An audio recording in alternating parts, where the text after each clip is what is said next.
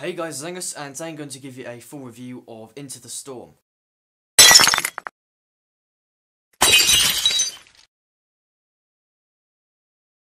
So Into the Storm is a fairly recent film for the UK as it was released on the 20th of August 2014. However, the US has also had it a little bit earlier as they got it on the 8th. So the story is actually really simple. It literally is based on two sides of different people. So basically one side is based on tornado researchers and tornado hunters, and then there's another side which is based on high school graduates. To be honest, I think the way they did this is quite clever because it gives you quite a cinematic experience of what it is like up close and then what it is like with the public. So while the film does drag on with some of the high school graduates, it also bases it on the way they research the tornadoes, and of course they're tornado hunters. And I have recognised it before because I've seen quite a lot of films that are based on this sort of thing, and it is sort of doing the same sort of story. I think New Line Cinema were trying to make it a little bit different by making the writers produce the film so that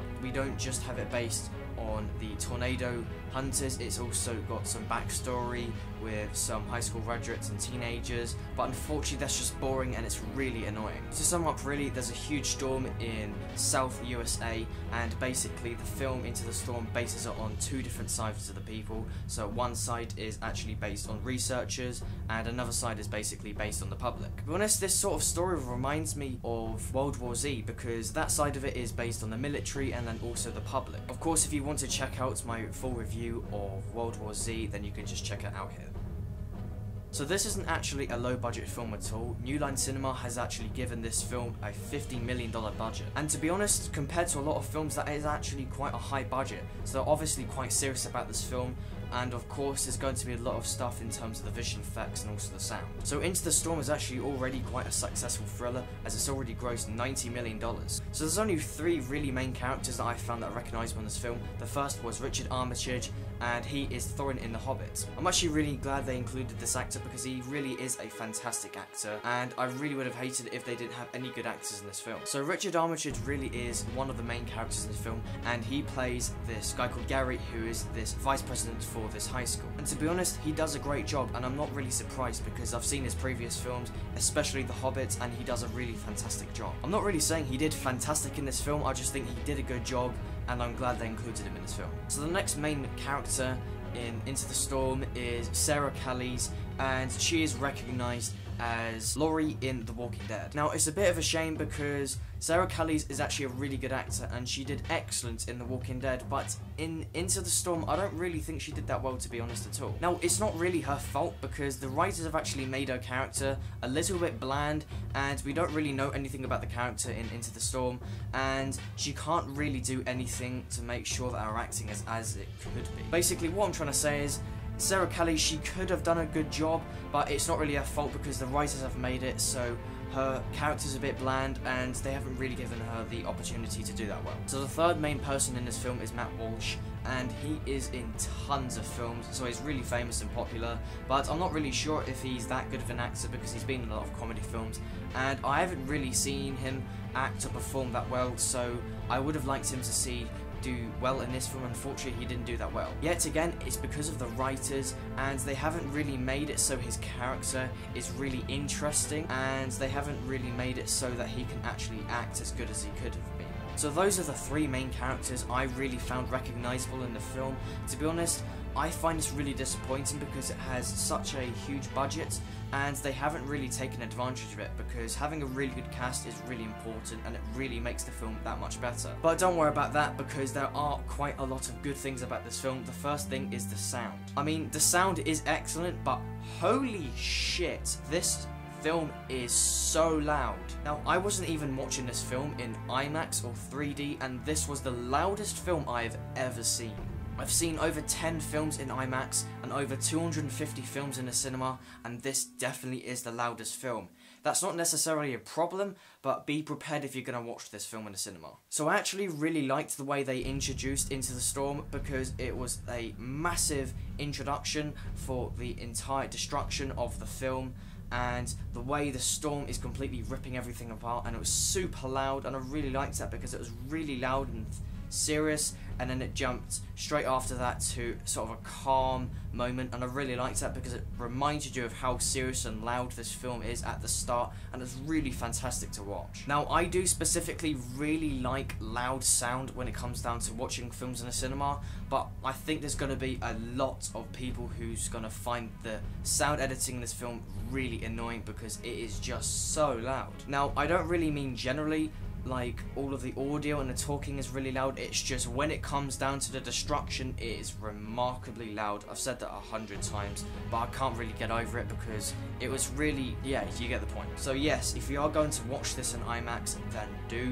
be prepared. Of course, with that $50 million budget, they've got to do something with it, and they've spreaded loads of it on the visual effects, and it definitely was worthwhile. So if any of you have seen the trailer, you might notice that the destruction of the storm is incredibly realistic, and it really is just awesome to watch. The visual effects is amazingly accurate, and I like the way they used a lot of props in the film to make it more enhancing, because obviously you could tell when it was visual effects and CGI, but they did use a lot of props, and I'm glad about that because some filmmakers overuse visual effects and it gets quite annoying, where in this film they've spread it out quite nicely. Now, I'm not really surprised that the visual effects are amazing because of the huge budget, but there really are just some amazing scenes in this film. So the person they've chosen to do the soundtrack is Brian Tyler, and he has done hundreds of films which have really fantastic soundtracks. Some of them are Iron Man, Thor 2, Iron Man 3, Assassin's Creed 4, Call of Duty, Rambo, and Battlefield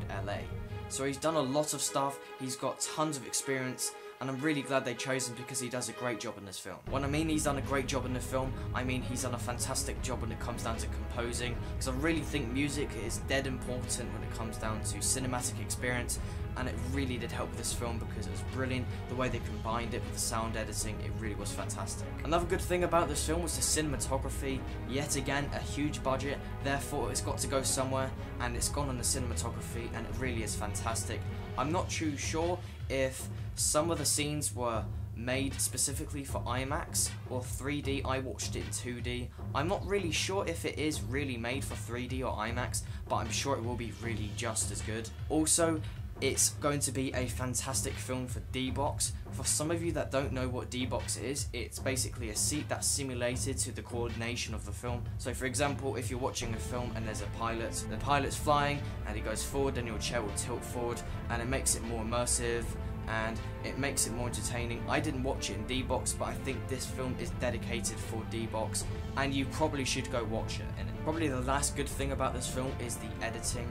I can't really say much about the editing, it just means that it's well made, they've timed it properly, and they've got the scenes right. Also with the editing and the special effects, they haven't made it too dark. A good example of where a film is too dark is Harry Potter. Of course there are some reasons for that, but I think they just made it too dark in this film. Where in this film they're spread out quite nicely, because sometimes in the storm it's dark and it works properly, and when it's not in the storm, it's not dark, and I'm glad they did that because sometimes when they overuse it, it just doesn't look as good. So while the three main actors did do quite a good job, the rest of them just didn't do as good as they could have, and some of the acting in the other characters is quite bad. So some of the story being based on the high school students can get quite annoying, but I'm sort of glad they did that because it's more realistic, and also it gets a better perspective of what it's like, say, for teenagers, and then it also has a good perspective of what it's like for the researchers. Into the Storm is actually quite a serious film. You will know that from the trailer, and the tone really is just brilliant because it concentrates on what is most important, and that is the storm, and they use that a lot, and it really is a really great cinematic experience. If you love loud sound and you love good visual effects and a really cinematic experience, then I think you're going to really like this film. It's a bit of a shame though because it's got quite a bad story, and I don't like it when it's got everything else that's good but then it's got a bad story and not great acting, because it really lets down the film. However, it does boost up the film because of the great visual effects and also other extras like good soundtrack. So that is my review of Into the Storm. I give it a 7.5 out of 10. It's a really great filler packed with loads of realistic storm experiences, and it's really cinematic. It's got great music, great visual effects, great sound. It's got average acting and it's got quite a bad story, but it's got really, really great screenplay and it's really entertaining. Of course, if you did like my review, be sure to give it a thumbs up and thanks for watching. The Storm... Oh, that was too early. So while it sort of drags on a little bit with the high school graduates, shit. So while it does drag on a little bit with some high school graduate bullshit, it also bases the... Fuck, that didn't make sense. So to sum it up, really, there's nothing really special about the story. It literally is just based on two different sides of the people. So one side is how the people react to the tornado in terms of this is shit. To sum up, really, one half of the film is... No, that doesn't work. Of course, if you want to check out my full review of the World War Z film, then no, that didn't work. Shit. So this isn't actually a low-budget film. New Line... Fuck. Also, not to mention, this is actually quite a big budget film in terms of a thriller film. No, that didn't work. Shit.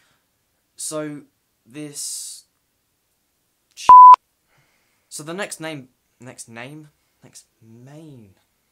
So the next name... Fuck, done it again. If you don't... To be honest, there were... Oh, fuck. But I say this really because she doesn't really have the opportunity to act well, because this is more of a thriller and not more of a dramatic series like The Walking Dead, where she has an opportunity to open herself, and no, that doesn't work. So the third person in this film is Matt Welsh. Matt Welsh? Fortunately, there aren't really any other recognisable characters, and I think this is a really huge disappointment because they have such a huge budget. I actually really liked it, the way they introduced the film, because it was really loud and it went straight into the construction and the destroyance of all... Wait, that doesn't make sense. So if you've seen the trailer, you'll notice that some of the destroyance of... I've done it again. When I mean a great job in this film, I mean he's done a great job in terms of composing the music. Of course, he doesn't appear in the film.